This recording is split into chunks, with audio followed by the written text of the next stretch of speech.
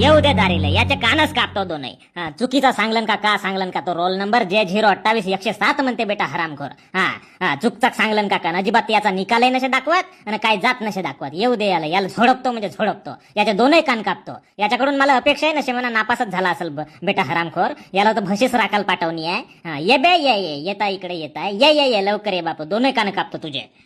अगा बाबा पेढा खागा, तुझा पोरगा पास झाला गा, खुश हो बिलकुल, एक नंबर. पास झालास तू?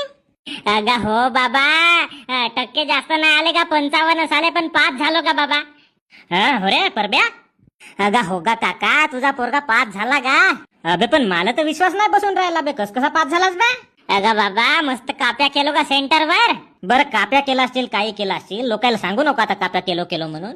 चांगला अभ्यास करत होता असं सांगत जा. नाही तर लोक काय म्हणतील, हे पास झाली तर काप्याच्या भरोशावर झाली म्हणतील, नाही म्हणतील का. म्हणून लोकांना सांगायचा का मस्त अभ्यास करत होतो, रात्री 12 वाजतला माझा लाईट चालू होता असं सांगत जायचा लोकांना, ठीक आहे. हो का बाबा.